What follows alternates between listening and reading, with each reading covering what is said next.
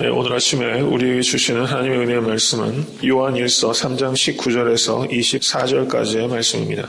다 같이 합독하도록 하겠습니다. 이로써 우리가 진리에 속한 줄을 알고 또 우리 마음을 주 앞에서 굳세게 하리로다. 우리 마음이 혹 우리를 책망할 일이 있거든 하물며 우리 마음보다 크시고 모든 것을 아시는 하나님일까 보냐. 사랑하는 자들아, 만일 우리 마음이 우리를 책망할 것이 없으면 하나님 앞에서 담대함을 얻고 무엇이든지 구하는 바를 그에게 받느니 이는 우리가 그의 계명들을 지키고 그 앞에서 기뻐하시는 것을 행함이라. 그의 계명은 이것이니 곧 그 아들 예수 그리스도의 이름을 믿고 그가 우리에게 주신 계명대로 서로 사랑할 것이니라. 그의 계명들을 지키는 자는 주 안에 거하고 주는 저 안에 거하시나니 우리에게 주신 성령으로 말미암아 그가 우리 안에 거하시는 줄을 우리가 아느니라. 아멘. 하나님의 말씀입니다. 여기에서 그 19절 말씀 보십시오. 이로써라는 말로 시작하고 있어요. 이로써라는 말을 그 영어 번역은 그 by this, 이로써 이렇게 번역하고 있습니다. 앞의 내용을 매우 밀접하게 받고 있는 겁니다. 이로써 우리가 진리에 속한 줄을 안다고 그랬어요. 그럼 이로써는 무엇입니까? 3장 18절 보십시오. 자녀들아, 우리가 말과 혀로만 사랑하지 말고 오직 행함과 진실함으로 하자. 말과 혀로만 사랑하는 것이 아니라 행함과 진실함으로 사랑하면 우리가 진리에 속한 줄을 안다. 이렇게 말했어요. 진리에 속한 줄을 어떻게 합니까? 사랑으로서 안다는 거예요. 실천적이고 희생적인 사랑으로서 진리에 속한 줄을 안다는 것입니다. 이것은 무슨 말입니까? 형제 사랑을 통해서 그 사람이 중생한 성도인 줄을 알 수 있다는 거예요. 우리가 형제 사랑을 통해서 구원받는 게 아닙니다. 그런데 구원받은 성도인지 아닌지를 어떻게 알 수 있어요? 형제 사랑을 하느냐 하지 않느냐를 통해서 나타난다는 겁니다. 그 형제 사랑이 중생한 성도의 표지라고 할 수 있어요. 여러분, 이것이 얼마나 중요한지 모릅니다. 교회가 얼마나 분열이 많고 다툼이 많아요. 다툴 수 있죠. 근데 그것을 극복하고 사랑으로 하나 되는 것입니다. 정말 쉽지 않은 일이에요. 정말 쉽지 않습니다. 사랑하려고 하면 할수록 사랑이 얼마나 어려운지를 깨닫게 돼요. 사랑하려고 안 하는 사람은 사랑이 어려운지를 몰라요. 근데 사랑하려고 하면 할수록 정말 사랑이 우리 가운데 없고 사랑이 너무나 어렵다는 것을 저도 뼈저리게 느낍니다. 정말 어려운 일인 것 같아요. 사랑이 어려운 줄 알아야 사랑할 수 있게 되는 것이고, 성숙한 사람은 사랑이 어려운지를 아는 사람이에요. 이 참 쉽지 않은 것입니다. 근데 형제 사랑이, 우리는 죄인이고 연약하고 어리석어서 형제 사랑이 완벽할 수 없죠. 그런데 형제 사랑을 하려고 하는 의지가 있고 기도가 있고 또 순종이 있는 사람은 100% 중생한 사람이라는 것입니다. 근데 의지도 없고 노력도 없고 회개도 없는 사람은 중생하지 못했다는 것입니다. 형제 사랑이 중생한 사람의 가장 객관적인 표지다. 이렇게 말씀하고 있다는 거예요. 그 형제 사랑의 의미를 가볍게 생각하셔서는 결코 안 된다는 것입니다. 진리는 사랑과 항상 함께하는 것입니다. 사랑하는데 진리를 가볍게 여기는 사람이 있어요. 사랑은 있는데 진리가 없어요. 그러면 무분별한 것입니다. 진리가 사랑을 잃어버리는 경우가 있어요. 진리가 사랑을 잃어버리면 냉혹한 것이고 무감각한 것입니다. 사랑이든 진리든 두 가지가 같이 가지 못하면 그것은 무가치한 것이 된다는 것을 우리가 기억해야 되는 것입니다. 그래서 고린도전서 13장 5절에서 6절은 사랑은 악한 것을 생각지 아니하며 불의를 기뻐하지 아니하며 진리와 함께 기뻐하고 라고 말했어요. 자녀 사랑하는 것도 진리와 함께 가야 되는 것입니다. 여기서 그 뒤에 오늘 말씀에서 특별히 우리가 생각해야 되는 것은 이 형제 사랑하는 것과 기도와 연결되고 있다는 거예요. 형제 사랑하는 것과 기도와 밀접하게 연결되고 있어요. 굉장히 독특하고 깊이 있는 관점을 오늘 말씀은 우리에게 전해주고 있다는 것입니다. 19절 말씀 보십시오. 19절에 우리 마음을 주 앞에서 굳세게 하리로다. 주 앞에서라고 말하고 있습니다. 21절 보십시오. 사랑하는 자들아, 만일 우리 마음이 우리를 책망할 것이 없으면 하나님 앞에서 담대함을 얻고, 이렇게 표현하고 있습니다. 22절도 보시기 바랍니다. 무엇이든지 구하는 바를 그에게 받나니 이는 우리가 그의 계명들을 지키고 그 앞에서 기뻐하시는 것을 행함이라. 여기에서 3절에서 어떤 말이 반복되고 있어요? 하나님 앞에서 라고 말씀하고 있습니다. 기도가 무엇입니까? 하나님 앞으로 나아가는 것이 기도예요. 기억하시기 바랍니다. 기도는 하나님 앞으로 나아가는 것입니다. 그게 기도의 정의라고 할 수 있어요. 그런데 기도하면서 하나님 앞으로 나아간다는 인식을 우리가 잊어버릴 때가 있어요. 한번 자신의 기도를 되돌아보십시오. 얼마나 중언부언할 때가 많고 얼마나 잡념으로 방해받을 때가 많아요. 왜 그렇습니까? 기도가 하나님 앞에 나아간다는 인식을 사실은 못하고 있기 때문이에요. 이게 굉장히 중요한 문제입니다. 우리가 어떻게 기도하느냐, 우리의 관심은 거기에 많이 가 있어요. 그런데 어떻게 기도하느냐보다 먼저 강조되어야 되는 것은 누구에게 나아가느냐 하는 것입니다. 우리가 흔한 말로 그런 얘기를 하죠. 대통령을 한번 만나러 청와대에 들어간다고 생각해 보세요. 여러분 그 마음가짐과 몸가짐은 대단할 것입니다. 거기에서 말을 하면서 얼마나 집중력 있게 이야기를 하겠어요.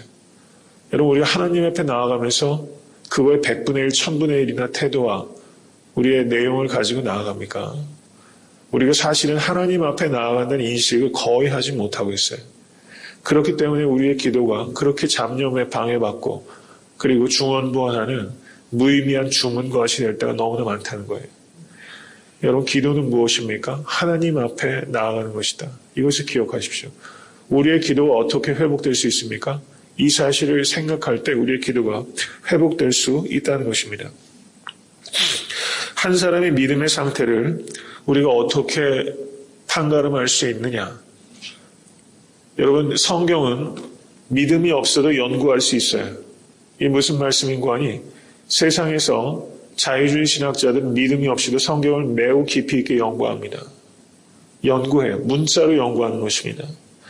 그런데 믿음이 없는 사람은 기도할 수 없어요.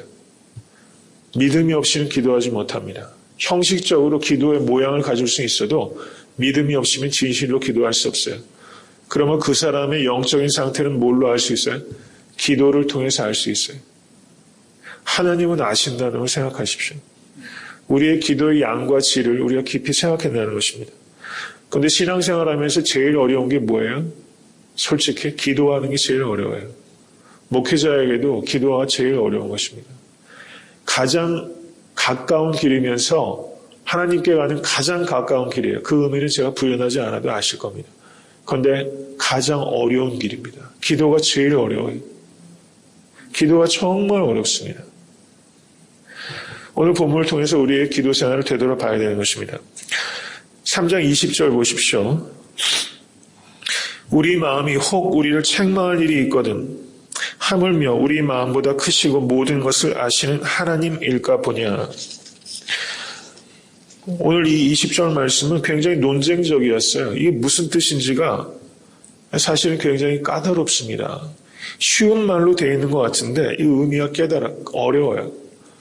이 펑츄에이션이라고 그러죠. 이 번역할 때 이 말을 앞으로 붙여야 할지 뒤로 붙여야 될지도 사실 어려워요. 번역할 때 보면은 영어 번역도 보면은 이게 상당히 난해해요. 서로 막 번역이 많이 달라요. 어려운 구절입니다. 이 의미를 어떻게 생각할 수 있냐면요. 여러분 기도할 때 되면 나는 나를 알지 않습니까? 내 마음의 상태를 알아요. 내가 지금 어떠한 영적 상태인지 압니다. 양심의 가책을 받을 때가 있어요. 야, 내가 오늘 이런 말을 하고 이렇게 사람들과 분쟁하고 다퉜는데 책망할 게 있어요. 기도할 때 책망할 게 있지 않습니까? 심지어는 책망할 게 많으면 사탄은 우리를 또 정죄하죠. 스스로도 자기 자신을 정죄합니다. 내가 정말 하나님의 자녀가 맞긴 맞는 것인가? 거기까지 갈 수도 있어요. 구원의 확신 자체가 흔들릴 수가 있다는 것입니다. 그럴 때 책망할 것이 있거든 그때 무슨 생각을 해야 하는 거 아니에요? 하나님은 우리를 사랑하시지 그러므로 그냥 너무 쉽게 그 양심의 가책의 소리를 잠재워서는 안 됩니다. 우리 마음보다 크시고 모든 것을 아시는 하나님일까 보냐. 이 말의 뜻을 해석하기 굉장히 어려운데요. 이것을 내 양심의 가책의 소리가 들릴 때 하나님의 사랑을 가지고 이 가책하는 양심의 소리를 그냥 꺼버려서는 안 된다는 것입니다. 그런 뜻은 아니에요. 여기에서 우리가 양심의 가책의 소리가 들을 때 어떻게 죄책감을 극복하고 하나님 앞에 기도할 수 있느냐. 여러분, 이 문제가 굉장히 중요하지 않으세요?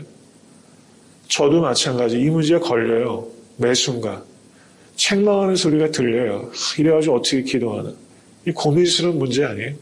그때 어떻게 우리가 기도하는 자리에 나아갈 수 있느냐. 19절 말씀 보십시오. 이로써 우리가 진리에 속한 줄을 알고 또 우리 마음을 주 앞에서 굳세게 하리로다. 우리 마음을 어떻게 주 앞에서 굳세게 할 수 있어요? 형제 사랑하는 것을 통해서 우리의 마음을 굳세게 할 수 있어요. 우리가 죄된 생각, 죄된 행동 할 수 있습니다. 그렇지 않아요? 많이 합니다. 그때 우리의 마음에 가책하는 소리가 들리고 기도의 자리에 나아가기 어려우면 그때 형제 사랑하는 그 마음, 그 기도, 그 노력, 그것을 생각하시라는 거예요. 그게 있으면 확신을 가지고 죄책감을 뚫고 하나님 앞에 담대하게 나아가셔서 기도하시라는 겁니다. 이런 의미로 사도 요한이 우리에게 가르쳐주고 계시다는 거예요. 그러니까 기도할 때 첫 번째는 뭡니까? 양심의 가책의 소리가 있어야 돼요. 그런데 가책하는 것으로 끝나서 안 됩니다. 기도해야 돼요. 그러니까 죄책감을 이기고 기도하십시오. 이게 사도 요한의 가르침이고요. 두 번째는 보다 적극적으로 21절 보십시오. 사랑하는 자들아, 만일 우리 마음이 우리를 책망할 것이 없으면 하나님 앞에서 담대함을 얻고, 더 적극적으로 나아가는 권면은 뭡니까? 담대함을 가지고 기도하라는 거예요. 죄책감을 이기고 담대함을 가지고 기도하라. 담대함을 가지고 기도하는 것은 어떻게 할 수 있습니까? 예수 그리스도의 보혈의 공로를 의지해서 담대함을 얻는 거예요. 그것을 가지고 우리는 담대하게 나아가는 것입니다.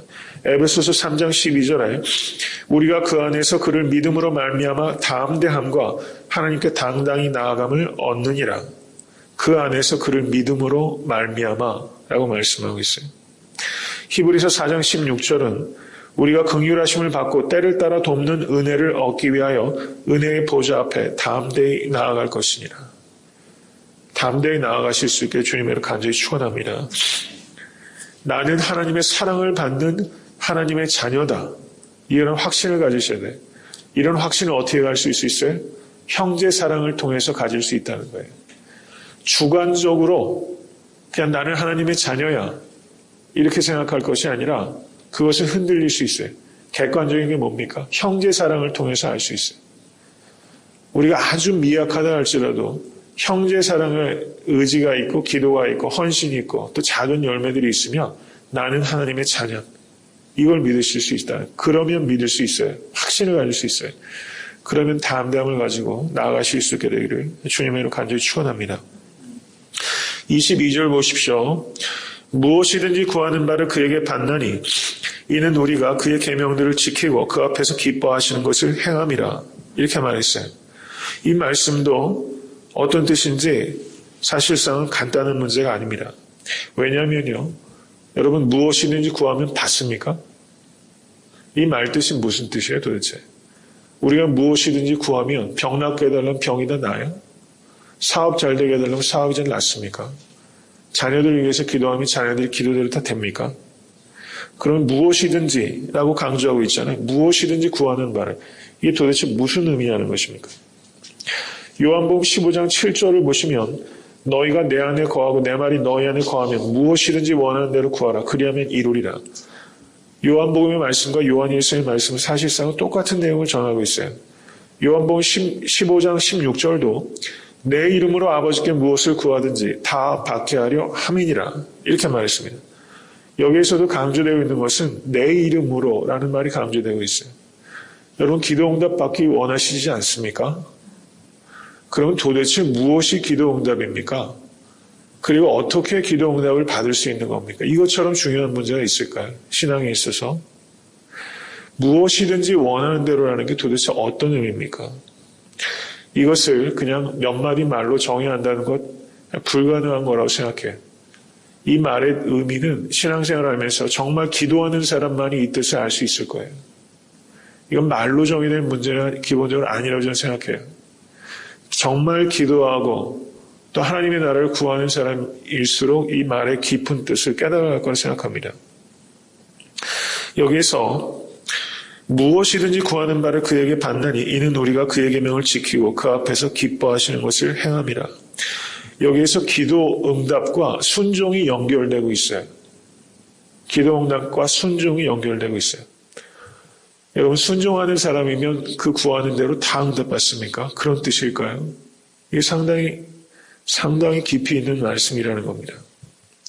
여기에서 이 계명을 순종하는 것과 기도와 기도 응답을 연결하고 있는 것은 그런 뜻입니다. 순종한다는 것은 어떤 뜻입니까? 성령의 지배를 받는다는 뜻이에요.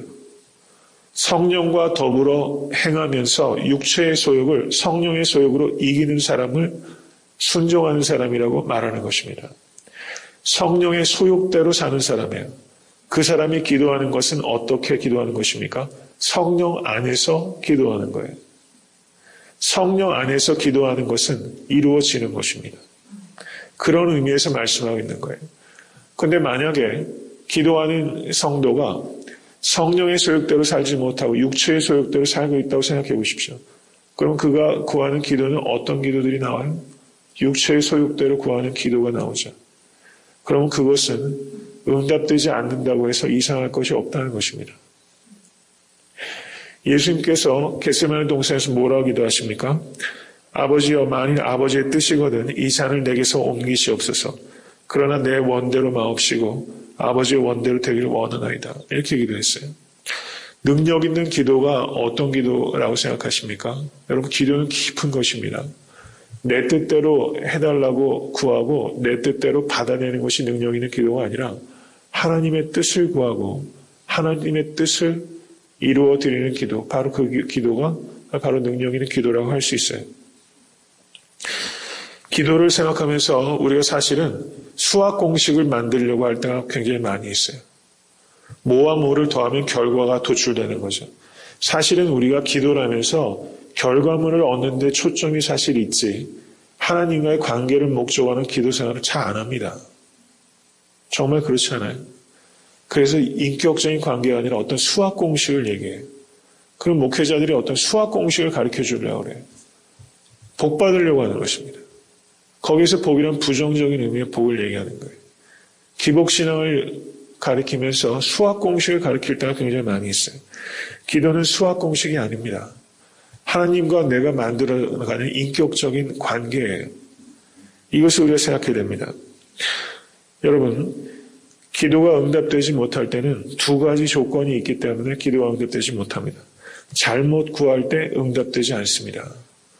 여러분, 감옥에서 이제 죄를 짓고 도망하는 사람이 자기를 잡히지 않게 기도한다면 여러분, 그 기도가 응답되겠습니까? 응답되지 않겠습니까? 여러분, 그런 기도가 의미가 있겠어요? 잡히지 않는다면 그 기도의 응답 해서가 아니라 요행수로 잠시 도망갈 수 있는 거죠. 그 기도가 응답돼서 그렇게 잡히지 않는 것이 아니죠. 우리가 그렇게 기도할 때 많이 있다는 것입니다. 마치 죄수가 도망가면서 잡히지 않게 해달라고 하는 것처럼 그렇게 잘못 구하는 기도는 응답되지 않습니다. 또 하나는 우리의 기도 내용 자체는 옳을 수 있어요. 그런데 기도하는 내가 죄 가운데 있을 때가 많이 있다는 것입니다. 내가 마음속에 죄악을 품고 있거나 누군가를 미워하거나 그리고 불의한 일을 행하고 있을 때 내 기도의 언어 자체는 맞는다 할지라도 우리 애가 잘못되어 있을 때 그 기도가 응답되지 않습니다. 이것을 우리가 깊이 생각해야 합니다. 그러니까 우리의 기도 생활은 무엇에 영향을 받습니까? 우리의 삶에 영향을 받는 거예요. 그리고 우리의 기도는 삶에 영향을 끼칩니다. 우리가 새벽에 와서 잠시 잠깐 몇십 분 기도해요. 그런데 이 기도가 이 기도 시간만으로 하나님 옆에 응답받는 기도를 하는 게 아닙니다. 우리의 삶에 영향을 받아요. 이렇게 생각하면 참 두려운 일이라고 생각이 됩니다. 여러분, 삶이 하나님과 더불어 동행하게 될 때 우리의 기도가 훨씬 하나님께 오려진 다른 기도가 될 수 있다는 것을 기억하시기 바랍니다. 그리고 마지막으로 기도 응답은 결국은 해석의 문제라는 거예요. 기도 응답은 해석의 문제라고 볼 수 있어요. 정말로 그렇지 않습니까? 여러분, 어떤 분들이 기도응답 받아서 무엇이 나에게 이루어졌다. 기도응답 받아서 사업이 잘 됐다. 기도응답 받아서 심지어 병이 나았다. 여러분, 기도해서 병이 났어요. 그것을 보는 관점에 따라 달라요. 어떤 사람은 의사가 고쳤지 이렇게 생각할 수도 있는 거 아니에요. 어차피 나을 병이었다라고 말하면 할 말이 없는 거예요. 기도응답 받아서 무엇 했다. 그러면 사실상 그것이 자의적인 해석이라고 생각할 경우도 많고 실제 기도응답일 경우도 있어요. 제가 드리는 말씀은 기도응답은 결국은 뭐예요? 해석의 문제라는 거예요. 결국은 해석의 문제입니다. 성 어거스틴이 이런 말을 했습니다. 우리가 기도하는 대상이 하나님이라는 것을 생각하면 그분 말씀을 제대로 알아듣지 못하는 것도 당연한 일이다. 이런 말씀을 했어요. 이건 굉장히 의미 있는 말입니다. 우리가 기도하는 대상이 하나님이에요. 우리랑 전적으로 차원이 다른 존재입니다. 그분께서 응답하시는 것을 우리가 잘 깨닫지 못할 때가 많이 있다는 거예요. 기도 응답은 과학적으로 객관적으로 증명되는 일이 아니라는 것입니다. 하나님과의 인격적인 관계에 있을 때 이것이 기도 응답이라는 것을 알아요. 다른 사람은 우연이라고 말하는 일들을 정말 인격적으로 하나님과 관계하는 사람은 이것이 하나님께서 기도 응답으로 나에게 주신 것이다. 이렇게 볼 수 있다는 것입니다. 성도님들의 삶 가운데서도 하나님께서 기도의 응답으로 주신 일들이 무수하게 많이 있을 거예요. 그런데 그것을 기도 응답으로 우리는 받아들이지 못할 때가 많이 있어요. 왜 그렇습니까? 우리가 자의적으로 해석하기 때문이에요. 깨닫지 못하기 때문입니다. 내가 원하는 것을 줄 때만 기도 응답 받았다고 얘기를 해요. 철없는 아이처럼. 그런데 하나님께서 우리에게 기도에 응답하셔서 우리에게 모든 일들을 허락하시는 거예요. 성숙하면 성숙할수록 내 삶에 이루어지는 모든 일들이 기도의 응답으로 이루어지겠다는 것을 우리가 깨닫게 될 것이라는 것입니다. 모쪼록 기도에 응답하신 하나님을 발견하시는 여러분과 제가 될 수 있게 될 주님의 이름으로 간절히 축원합니다.